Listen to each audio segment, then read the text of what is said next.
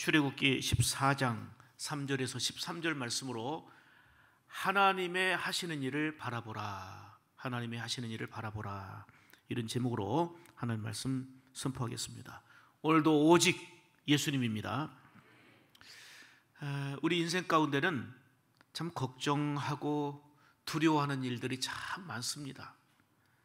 그 누구도 걱정을, 염려를, 그리고 두려움을 원하는 사람은 아무도 없어요. 하지만 끊임없는 건강 문제로, 또 코로나 상황이 길어지면서 재정 문제로, 또 자녀의 일로, 사업의 일로 등등 끊임없이 걱정하고 염려할 일들이 우리 가운데 다가옵니다. 거기에다가 두려워할 일까지 다가오면 삶의 스트레스 속에서 많은 에너지를 빼앗기게 됩니다. 예수 믿는 우리에게도 예외가 아닙니다. 하지만 너무너무 감사한 것은 살아계신 하나님께서 우리의 삶을 살피시고 필요를 채우시며 인도하신다는 사실입니다. 아멘입니까? 똑같은 상황에서도, 비슷하거나 똑같은 상황에서도 실망하고 흔들림에 낙심하는 사람이 있는가 하면, 같은 상황이지만 오히려 기도하고 희망을 바라보며 감사로 일어서는 사람도 있습니다. 오늘 본문은 이스라엘 백성들이 출애굽의 감격과 기쁨이 넘쳤었는데 그 감격과 기쁨을 다 덮어버리는 가장 큰 위기에 놓여 있는 그 장면이 오늘 본문입니다. 3절 말씀대로 광야에 갇힌 바 되었다 표현된 대로 완전히 갇혀있는, 참 고통과 위기 가운데 있는 그런 상황입니다. 자, 보세요. 이스라엘 백성들은 자기 욕심에 따라 간 게 아니에요. 자기 생각대로 간 게 아니고요, 하나님이 해방시켜 주심으로 지도자 모세를 따라서 말씀을 따라가고 있었어요. 그런데 광야에 갇히게 되었다는 표현대로 벼랑 끝에 선 위기에 놓여 버렸습니다. 앞에는 홍해바다가 가로막고 있고 뒤에는 이스라엘 백성들을 추격하는 애굽의 그 발발굽 소리가 요란하게 들려왔습니다. 그야말로 사면초가의 위기였습니다. 우리가 고민하는 것은, 그래도 우리가 믿음으로 살려고 몸부림치는데 어떻게든 하나님 주신 사명대로 살려고 애를 쓰는데도 왜 이렇게 다치는지, 왜 이렇게 막히는지, 왜 이렇게 힘든 일들이 거듭거듭 되는지 하는 그러한 의문과 속상함도 있을 겁니다. 주님의 뜻대로 살면서 오직 영광을 돌려보겠다는 이런 목표를 가지고 최선을 다하려고 하는데도 사업은 계속 어렵고 관계의 벼랑 끝에 서 있을 때도 많습니다. 그런가 하면 뭔가 좀 해보려고 했더니 건강 문제로 너무 힘들고 자녀 문제 등으로 사면초가의 상황을 우리 또한 만나기도 합니다. 어느 분이 얘기하시대요. 말씀대로 살아보려고 금식하며 결단하며 기도했다는 겁니다. 그랬더니 그 결과 더 큰 시련과 더 큰 시련의 바람이 불어옴을 토로하는 것을 들었습니다. 그래서 그걸 이겨야 된다고 격려했습니다. 만약에 그렇게 금식하며 기도하지도 않았으면 그런 어려움도 시련도 없었을 거예요. 이스라엘 백성들처럼 말씀대로 따라가고 믿음으로 순종하며 사는데도 왜 이런 어려움이 있는가? 내가 죄악된 길로 가면 그렇다 치지만 말씀 따라가고 인도 따라가는데 왜 이런 장벽을 만나게 되고 어려움을 겪게 되는가? 미국 그 콜로라도에 있는 큰 거목이죠. 큰 나무가 쓰러졌습니다. 과학자들은 좋게 이 나무를 400년이 넘은 나무라 얘기합니다. 그렇다면 역사적으로 볼 때에 콜럼버스가 미 대륙을 발견했을 때도 있었던 나무고, 그리고 청교도들이 들어갔을 때는 꽤 많이 자란 나무, 이렇게 볼 수가 있습니다. 이 400년 동안이나 이 나무는 벼락을 14번이나 벼락을 맞았지만 이겨냈고 수많은 눈사태와 태풍에도 견뎌냈습니다. 그런데 이 거목이 쓰러진 거예요. 그 많은 풍파를 다 극복했는데 이 나무가 쓰러진 거예요. 그 쓰러진 원인을 찾아보니까 손가락으로 까딱하면 그냥 죽일 수 있는 작은 딱정벌레 때문이었어요.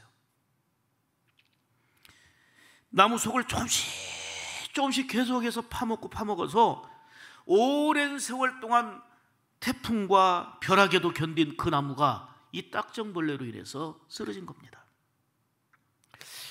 저는 이 장면을 보면서요, 우리 성도들이 이런저런 위기 앞에서 하나님께 결단하고 기도하고 매달리고 그래도 하나님의 영광을 위해 살겠습니다 하며 굳센 의지로 나가다가 딱정벌레 같은 작은 근심 때문에, 딱정벌레 같은 조그마한 염려 때문에, 딱정벌레 같은 작은 두려움 때문에 흔들리고 넘어지는 일들이 너무 많고, 그것 때문에 신앙이 흔들리고, 그것 때문에 사명을 잃어버리고 본질에서 벗어나는 안타까운 일들이 참 많이 발생합니다. 현대인들이 겪고 있는 가장 큰 문제가 근심과 걱정과 두려움이라고 하는데, 그러다 보니까 약 중에 가장 많이 팔리는 약이 신경안정제라고 그래요. 왜요? 스스로 극복할 수가 없고 그런 힘이 없고 해결할 힘이 없기 때문에 신경안정제를 통해서라도 좀 의지하고 안정을 찾아보려고 하는 겁니다. 여러분, 육신의 질병보다도 무섭고 두려운 것은 근심과 불안, 염려, 이런 마음의 질병입니다. 늘 말씀드린 대로 육신적으로 질병이 오면요, 더 살아보려고 애를 써요. 먹던 것도 조절하게 되고, 더 운동도 하게 되고, 더 힘써 기도도 하고, 육신의 질병과 아픔이 있으면 어떻게든 살아보려고 그동안 잘못됐던 삶을 가지치면서 노력합니다.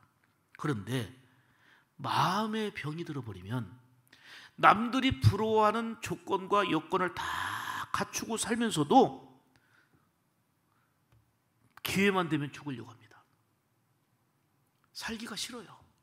기회만 되면 죽으려고 해요. 육신의 병이 들면 고단은 있지만, 아픔은 있지만 어떻게든 살아보려고, 이겨보려고 애를 쓰는데, 마음이 병들어 버리면 아무리 좋은 조건을 갖추고 있어도 죽으려고만 해요.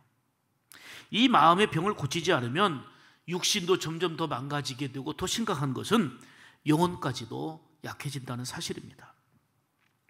그런 예가 있어요. 세계 2차 대전 기간에 전쟁터에 나가서 전사한 미국 군인이 30만 명이나 된다는 거예요. 넘는다는 거예요. 전쟁에서 죽은 사람이 30만 명. 그런데 그 전쟁 기간에 전쟁터에 나가지 않았는데 심장질환으로 죽은 사람이 100만이 넘는다는 거예요. 아니, 전쟁터에서 죽은 사람이 30만인데 그 같은 기간에 미국 사람들 말하는 거예요. 그 100만 명 이상이 심장질환으로 죽었다. 그 이유가 뭐냐?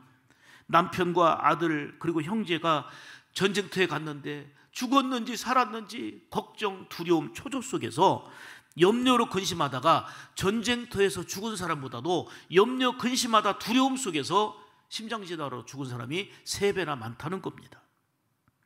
사랑하는 여러분, 비록 길어지는 코로나 여파로 인해서 여러 가지로 많이 지치고 힘들고 어렵겠습니다마는 주님 안에서 힘을 내시길 바랍니다.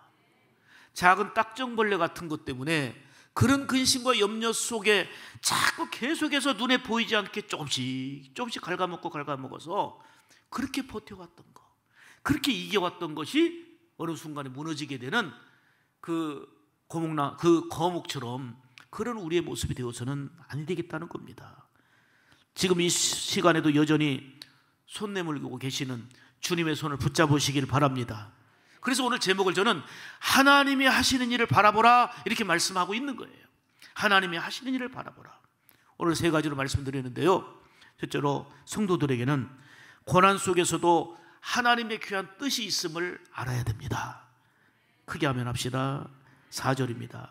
내가 바로의 마음을 완악하게 한즉 바로가 그들의 뒤를 따르리니 내가 그와 그의 온 군대로 말미암아 영광을 얻어 애굽 사람들이 나를 여호와인 줄 알게 하리라. 아멘. 그 고난과 역경이 있었지만 그래도 하나님은 고난 속에서도 나타내고자 하는 뜻이 있었는데 하나님을 알게 하는 거예요. 아멘입니까? 이스라엘 백성들은 마음이 완악한 바로 왕으로 인해서 이루 말할 수 없는 고난을 겪게 되었습니다. 그러나 하나님은 10가지 재앙을 통해서 바로와 우상나라 애굽을 심판하셨지 않습니까? 결국 이 심판을 통해서 하나님을 대적하던 그들에게 하나님의 전능하심과 아멘, 하나님의 구원자가 되심을 알게 하신 거예요. 이처럼 성도들에게도 고난과 두려움의 요소들이 밀려오지만 두려워하지 말라 말씀합니다. 왜요?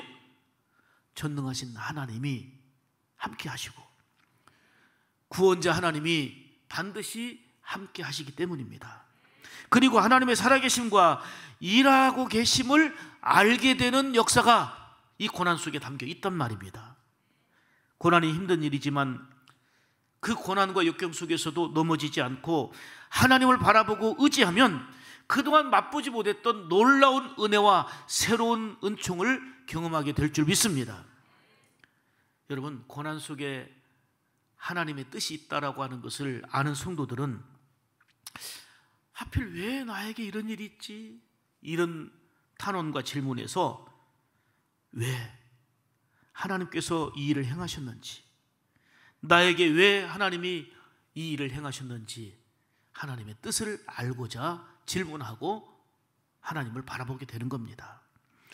사랑하는 여러분, 오늘 본문에 나타난 이스라엘 백성들이 처한 상황을 좀 더 자세히 보시기 바랍니다.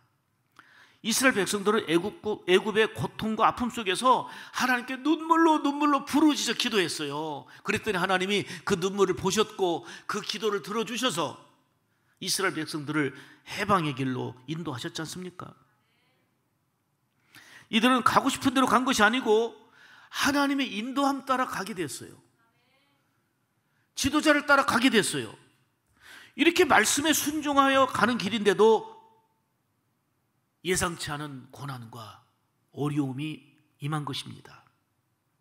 10가지 재앙으로 두 손을 들고 항복한 바로는 이스라엘 백성들을 보냈지만 5절 6절의 말씀처럼 마음이 변해버렸어요. 그래서 병거 600대로 편성된 정예 부대를 앞세우고 그 군인들에게 이스라엘 백성들을 추격하라고 명령한 거예요. 그래서 추격해 오는 거예요. 얼마나 이거 기가 막힌 상황이에요. 그러나 성도들에게는 고난 속에서도 하나님의 뜻이 있음을 알아야 될 줄 믿습니다. 두 번째로 이스라엘 백성들처럼 문제를 심히 두려워하면서 원망에 빠지지 말아야 합니다. 오늘 10절 보실까요?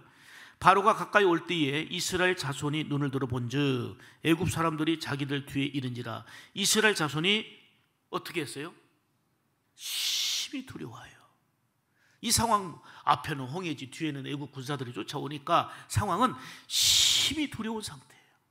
심히 걱정되고 염려되고 두려운 상태였습니다. 이때 감사한 것은 이 두려운 상황 속에서 여호와께 뭐 했어요? 부르짖었어요. 매달려 기도했던 거예요. 앞은 홍해 바다가 가로막고 뒤에 쫓아오는 애국 군사, 이런 사면초가의 위기 상황 속에서 하나님을 바라보며 기도한 거예요. 이 기도가 뭐예요? 하나님의 인도하심을 믿기 때문에 하는 행동 아닙니까? 그런데 문제는 여기에 있어요. 이 심히 두려운 상황 속에서 기도했잖아요. 여호와께 부르짖어 기도했잖아요. 그런데 여전히 홍해는 있어요. 그리고 뒤에는 애국 군사가 있어요. 그러니까 낙심하면서 기도를 멈춘 거예요. 기도를 멈춘 거예요. 기도하긴 했는데 여전히 상황 그대로 존재하니까 기도를 멈춘 거예요. 그러면서 기도를 멈춘 걸로 끝나는 게 아니고 원망하기 시작합니다. 불평하기 시작합니다. 자, 11절 보시겠습니다. 그들이 또 모세에게 이르되 애굽에 매장지가 없어서 당신이 우리를 이끌어내어 이 광야에서 죽게 하느냐? 그냥 모세를 향하여 원망합니다. 어찌하여 당신이 우리를 애굽에서 이끌어내어 주셨을 때 얼마나 감사하고 춤췄습니까? 역시 우리 하나님하고 기뻐 춤췄던 그들이 이 어려운 상황 속에서 심히 두려운 가운데 부르짖어 기도하다가 기도를 계속하지 않고 기도를 멈추고 왜 우리를 죽이려고 여기까지 끌고 왔느냐? 그냥 원망하고 불평하는 거예요. 더 나아가 하나님을 원망했다 그랬어요. 지도자 모세를 원망한 걸로 끝나는 게 아니고 하나님께 원망한 거예요. 자, 심히 두려운 상황 그대로 됐는데 기도하던 그들이 기도를 멈추니까 그걸로 끝나는 게 아니고 하나님 원망하고 지도자 원망하고 그냥 상황을 원망 불평하게 된 겁니다. 구원의 하나님보다, 인도해 주신 하나님보다 애굽의 군인들과 홍해바다라는 그 문제를 더 크게 본 거 아닙니까? 그렇습니다. 우리 앞에도 수많은 문제들과 어려운 일들이 끊임없이 펼쳐집니다. 그때마다 이스라엘 백성들처럼 심히 두려운 상황을 만날 때가 있어요. 그때 하나님 도와주십시오, 하나님 의지합니다 하고 부르짖어 기도하다가 아이고 눈 떠보니까 여전히 변함이 없는 것 같으네. 그러면 또 기도해야 되는데 기도를 멈추고 원망하고 불평하면서 더 깊은 늪에 빠지는 이스라엘 백성들 이야기가 아니라 오늘 우리의 이야기가 아니겠습니까? 우리에게 두려움을 주고 원망 불평하게 하는 존재는 마귀입니다. 두려움에 빠지게 만드는 악한 영을 매 순간 예수 그리스도의 이름으로 물리쳐야 되는 겁니다. 비록 힘들고 어렵지만 두렵지만 담대한 믿음으로 나가야 됩니다. 여호수아와 갈렙 이야기가 그냥 하나의 동화로 들려져서는 아니 됩니다. 모든 백성들이 두려운 상황, 원망하는 상황 속에서 믿음을 가진 여호수아와 갈렙은 어떻게 선포합니까? 하나님은 살아계시고 하나님은 우리 인도자가 되시고 하나님은 우리의 구원자가 되신다는 것을 흔들림 없이 믿었기 때문에 믿음으로 선포한 거 아닙니까? 그들이 의지가 강하고 담력이 좋아서가 아닙니다. 똑같은 두려운 상황에 처했지만 그들이 아무리 크고 강할지라도 하나님이 우리를 위하시면 그들은 우리의 밥이다라고 외친 거 아닙니까? 이스라엘 백성들은 큰 문제 앞에서 잠깐은 기도했지만 기도를 멈추고 오히려 심한 두려움 속에서 원망과 불평하기 시작했습니다. 그걸로 무너진 거예요. 우리에게도 끝없는 고난과 역경 속에서 작정하며 기도도 해보고 금식하며 기도도 해보고 중보 기도 요청도 하고 하지만 끝없는 고난의 터널 같으니 이제는 힘도 약해지고 낙심해지면서 원망과 불평하게 되는 그러한 이스라엘 백성들과 같은 길로 가서는 아니 되겠다는 말입니다. 하나님의 역사하실 일을 크게 보지 못하고 문제 속에 빠지게 되면 이스라엘 백성들처럼 심히 두려움과 그리고 원망과 불평에 넘어지기 쉬운 우리라는 것을 깨닫고 세 번째로 여러분들에게 이렇게 제시합니다. 따라서 합시다. 문제 앞에서도 원망의 입을 닫고 하나님의 하시는 일을 바라보자. 아멘. 13절 보겠습니다. 13절. 얼마나 모세는 지도자로 답답했겠어요. 모세도 똑같은 두려운 상황 아닙니까? 근데 원망하고 불평하는 그 백성들 앞에서 모세가 이렇게 외친 거예요.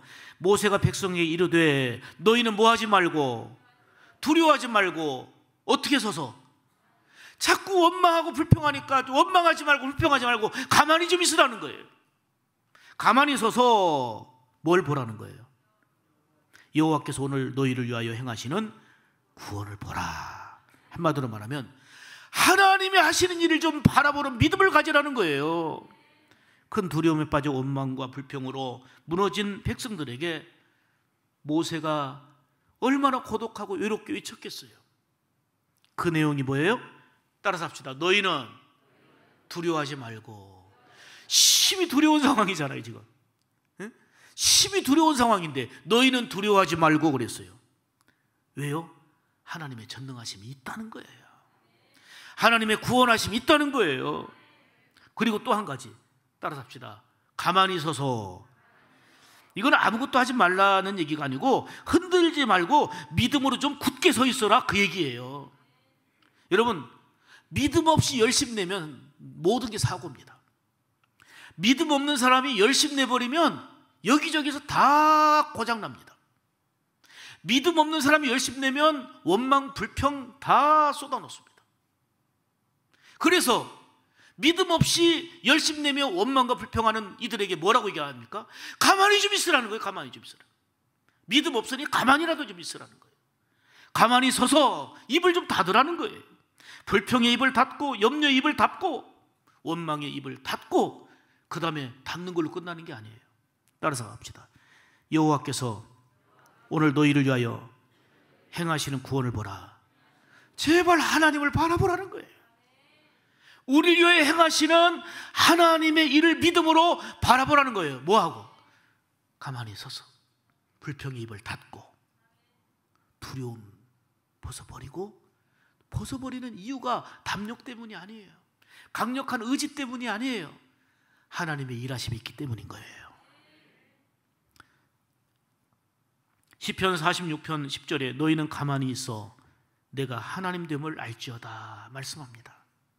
믿음의 조상인 아브라함이나 이삭, 야곱, 요셉도요, 숱한 어려움과 문제들이 있었잖아요.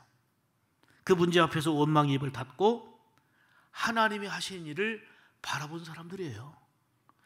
결국 그 믿음대로 하나님은 그들을 놀랍게 인도하셨고 자손 대대로 하나님이 약속된 복을 이어가게 하셨습니다. 시편 146편 3절 5절 보면 귀인들을 의지하지 말며 도울 힘이 없는 인생도 의지하지 말지니 야곱의 하나님을 자기의 도움으로 삼으며 여호와 자기 하나님에게 자기의 소망을 두는 자는 뭐가 있도다? 아멘. 사람은 사랑하고 축복할 대상이지 사람은 의지할 대상이 아니에요. 진정으로 우리가 믿고 의지할 대상은 여호와 하나님이신 줄 믿습니다. 스펄전 목사님에 관한 일화예요. 어느 가정에 신방을 갔는데 그 소가 고개를 쳐들고 그 담장 밖으로 고개를 쳐들고 저 멀찍이 있는 초원을 바라보는 그 장면을 본 거예요. 그래서 목사님이 성도에게 저 소는 왜 이렇게 고개를 쳐들고 있습니까? 그랬더니 성도가 이렇게 말합니다. 목사님, 이 소가 초원에 가서 풀을 먹고 싶은데 담을 넘어갈 수 없잖아요. 그러니까 주인이 문을 열어주기만을 바라고 있는 겁니다. 주인이 문을 열어주기만을 바라고 있는 겁니다. 이 성도의 이 말을 듣고 스펄전 목사님이 이렇게 했어요. 이 깨달음이 오니까. 자, 한번 화면을 보세요. 어려운 환경이나 사람 때문에 막혀 있을 때는 고개를 들어 하나님이 예비해 놓으신 것, 더 좋은 것을 바라볼 시간이다. 이게 스펄전 목사님이 깨달은 거예요. 그리고 선포한 거예요. 모든 것이 막혔을 때에, 평소에도 그래야 되겠지만 모든 것이 막혔다 싶을 때에 하나님을 뭐하라? 아멘입니까? 골로새서 3장 1절에 너희가 그리스도와 함께 다시 살리심을 받았으면 어디 것을 찾으라? 위의 것을 찾으라 말씀합니다. 어떤 문제와 두려움 가운데서도 원망의 입은 닫고 불평의 입을 닫고 가만히 서서 하나님의 하시는 일을 바라보는 여러분들 되시기를 축복합니다. 문제의 현실보다는 우리 주님을 집중하여 바라보시기 바랍니다. 여러분, 이 바라보는 것이 믿음이에요. 괴로울 때 주님의 얼굴 보라, 응렬의 주님 바라보아라. 세상에서 시달린 친구들아, 위로의 주님 바라보아. 눈을 들어 주를 보라. 아멘 아멘. 눈을 들어 주를 보라. 내 모든 염려 주께 맡겨라. 슬플 때에 주 예수 얼굴 보라. 사랑의 주님 안식 주리라. 아멘. 원치 않게도 진퇴양난의 어려움을 만난 분들이 계십니다. 지금 현재가 여러분들 중에 진퇴양난, 사면초가의 상황으로 정말 힘들어하고 답답해하는 분들 안 계신가요? 사랑하는 여러분, 오늘 말씀을 통해서 우리에게 하나님이 감동을 주십니다. 두려움에 빠지지 말아라. 원망의 늪에 빠지지 말고, 불평하는 입, 원망의 입을 닫고 가만히 서서 하나님이 건지시고 하나님이 돌아보시고 하나님이 행하시는 일을 믿음으로 바라보라 말씀하십니다. 하나님은 반드시 막힌 길을 열어주시고 가장 선한 방법으로 이끄시고 인도하실 줄 믿습니다. 그것이 바로 오늘 본문 역사를 통해서 우리에게 보여주는 생생한 말씀인 겁니다. 자, 기가 막힌 말씀입니다. 자, 출애굽기 14장 21절 22절 화면 보세요.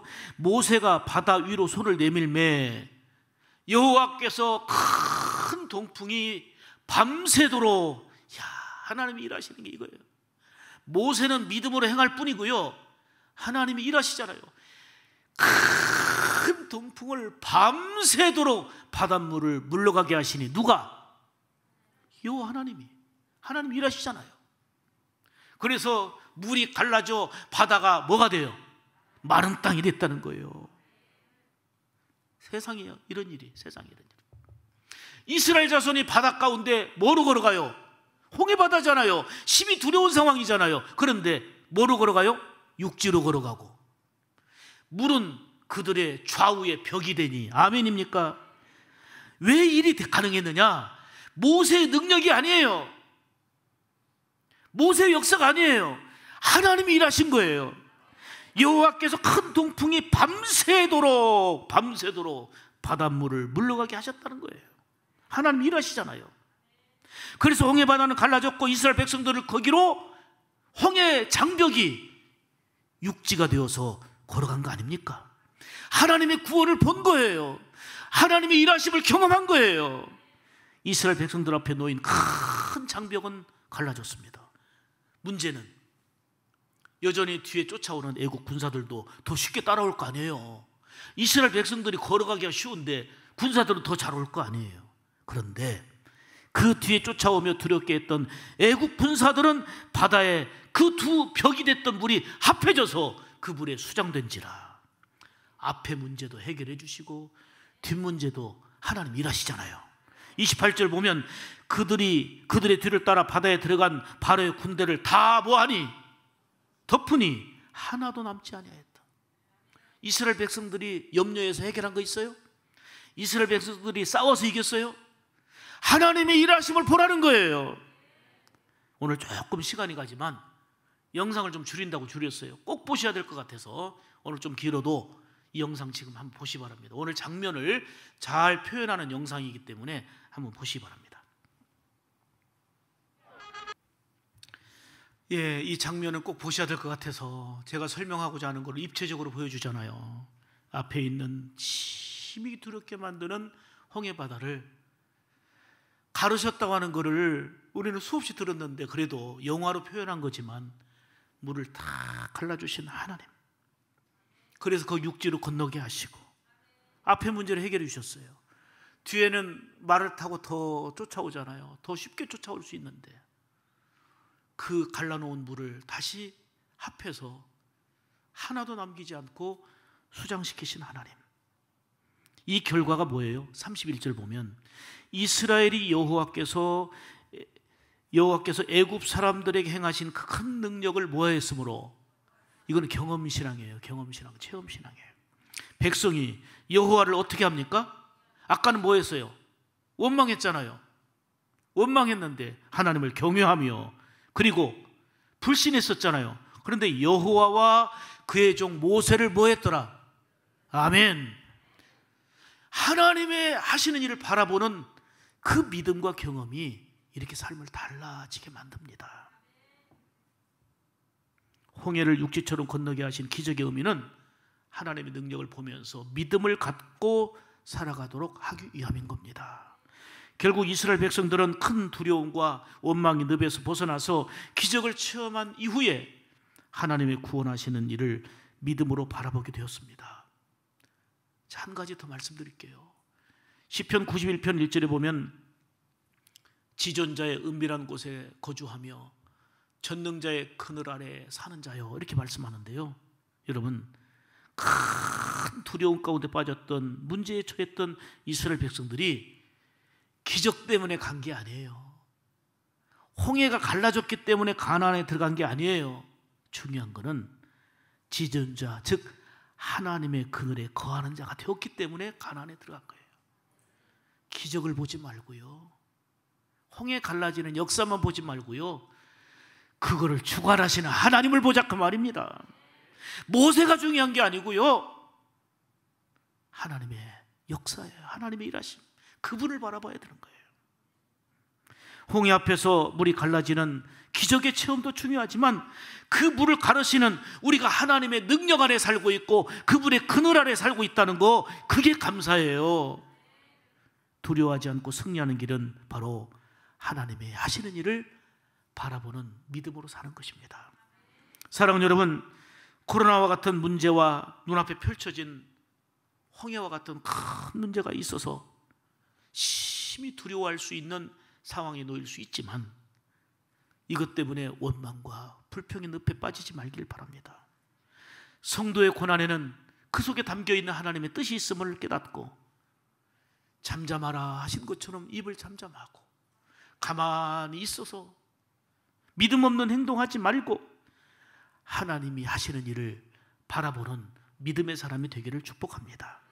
그리하여 홍해가 갈라지고 뒤쫓아오던 애국 군사를 홍해에 수장시켜서 문제를 완전히 해결해 주신 하나님의 역사가 여러분의 삶 가운데도 크게 임하기를 주의 이름으로 축복합니다.